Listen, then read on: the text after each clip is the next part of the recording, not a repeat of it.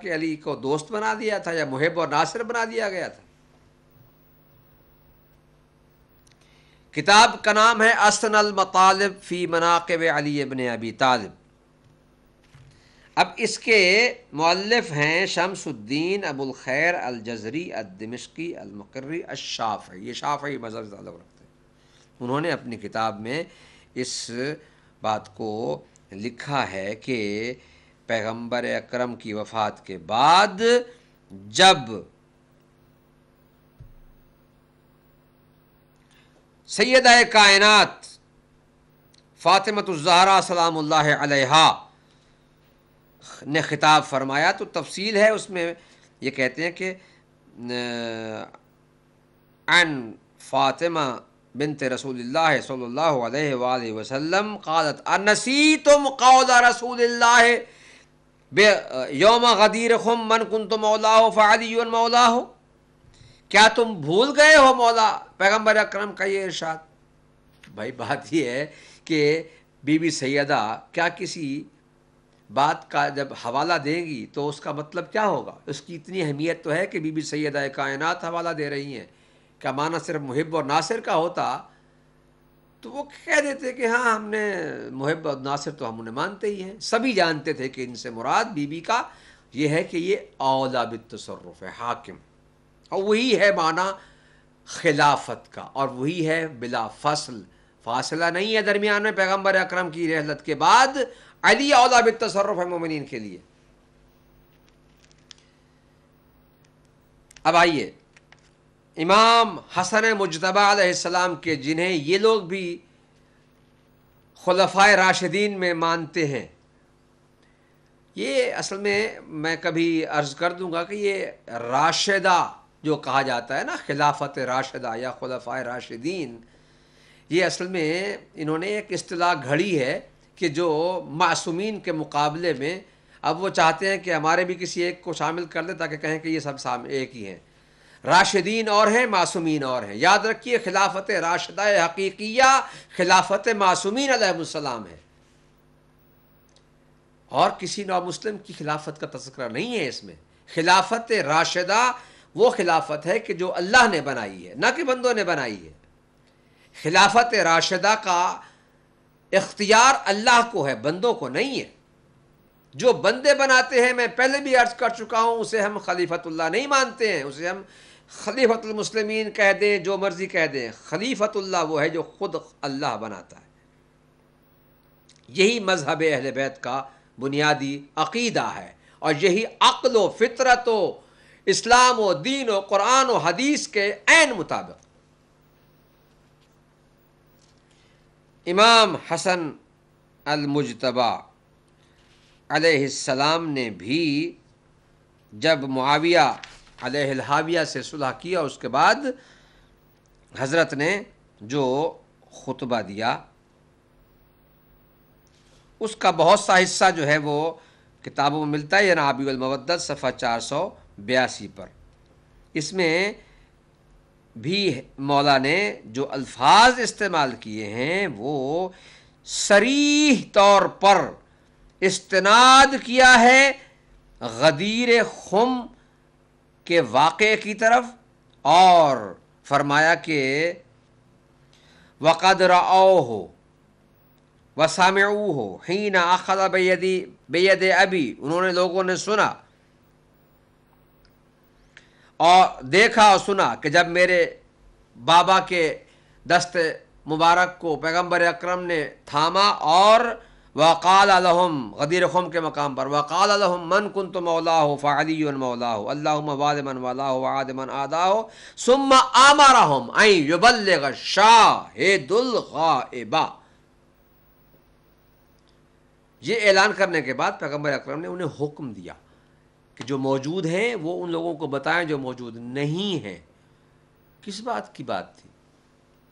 یہ وہی استناد اور حوالہ تھا کہ جو امام حسن مجتبی علیہ السلام نے پیش کیا۔ اور اب آئیے سید الشہداء امام حسین علیہ السلام نے اسی حدیث غدیر کا حوالہ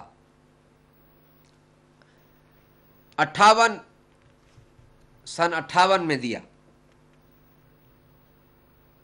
اور جو مولا نے، یہ بھی اسی سلیم بن قیس نے لکھا ہے، یہ میں وہی عرض کر دوں کہ جس نے بھی یہ واقعہ درج کیا ہے، یہ ناصبی کہتا رہا کہ یہ شیعہ ہیں، رافضی ہیں، ہم ان کی بات نہیں مانتے۔ آج میں اعلان کر رہا ہوں آپ سب کے سامنے کہ جو بھی ان بدبودار راویوں، ابو ہریرہ جیسے بدبودار راویوں سے لیتا ہے اور وہ صرف یہ کہتا ہے کہ میں شیعوں کو نہیں مانتا ہوں، ہم بھی اس کی کوئی بات نہیں مانتے۔ صاف اعلان ہے ہمارا، ہم پاک اور پاک لوگوں کی بات مانیں گے۔ یہ تو ان کو اس لیے جواب دینے کے لیے ہم ان کی روایتوں کو پیش کرتے ہیں، ورنہ ہمیں کوئی ضرورت نہیں ہے۔ ہمارا مذہب حق ہے اور ہم حق مذہب کو اپنے حق ائمہ کی زبان سے بیان کرنا چاہتے ہیں اور قرآن سے ثابت کر چکے ہیں۔ ان کے ابو ہریرہ جیسے راویوں سے ان کی زبان بند کروانے کے لیے ہم پیش کرتے ہیں، ورنہ ہمیں کیا ضرورت ہے وضاع حدیث جال ساز لوگوں سے روایتیں پیش کرنے کی۔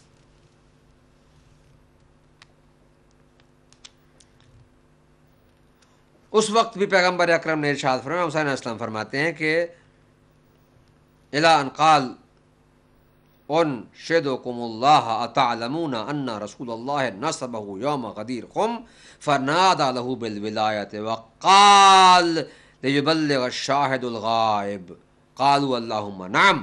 ان سے پوچھا کیا پیغمبر اکرم نے یہ اعلان نہیں کیا تھا؟ انہوں نے کہا ہاں کیا تھا۔ اب یہ بھی گواہی مل گئی پیغمبر اکرم کے اعلان کی سید امام حسین علیہ السلام کے بیان سے۔ اب پھر یہ وہی کہیں گے کہ جی یہ تو ان کے فرزند تھے، انہوں نے کہہ دیا۔ بھئی وہ فرزند ہی نہیں تھے بلکہ وہ نواسہ رسول، امام وقت، جن کو آپ بھی امام تسلیم کرتے ہیں اور ان کی عظمت کے قائل ہیں، وہ کبھی جھوٹ نہیں بولیں گے صرف اس لیے کہ وہ ان کے باپ کی وجہ سے تھی۔ ایسی بات نہیں ہے، وہ تو صدیقہ طاہرہ فاطمۃ الزہرا کا شیر اقدس اور پاک دودھ پیے ہوا وہ نواسہ رسول، جو پشت پر سوار ہوتا ہے تو پیغمبر اکرم اپنے ذکر رکوع کو طول دے دیتے ہیں حکم خدا کے ساتھ۔ یہ وہ بیان کر رہے ہیں۔ فدق کے واقعے کی طرف آ رہا ہوں کہ جب خلیفہ وقت نے ان دونوں اس واقعے میں کس کس کی گواہی کو رد کیا تھا۔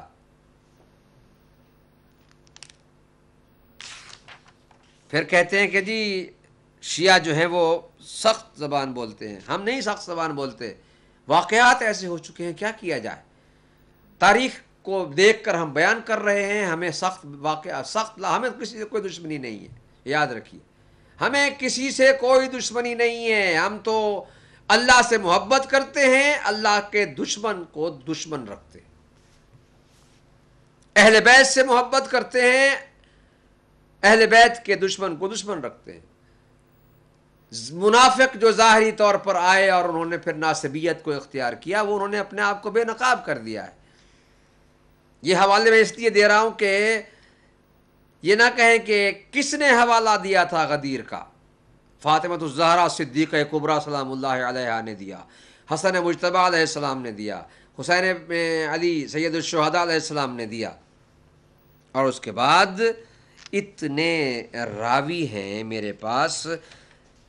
عمرو بن عاص نے معاویہ کے سامنے حدیث غدیر کا، کتاب الخطیب الخارزمی کی ہے مناقب، یہ حنفی مذہب کا آدمی ہے، صفحہ 124 پر اس نے لکھا ہے۔ اب میں یہ جلدی حوالہ دے کر اس بحث کو آج سمیٹنا چاہتا ہوں۔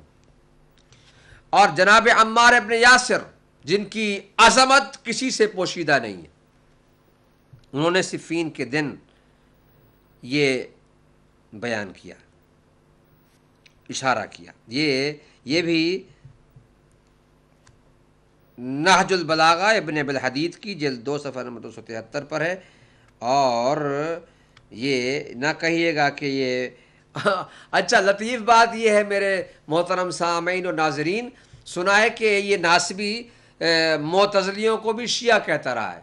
یہ معتزلی ہیں، ابن ابی الحدید معتزلی مذہب کے پیشوا ہیں، امام المعتزلہ کہلاتے تھے۔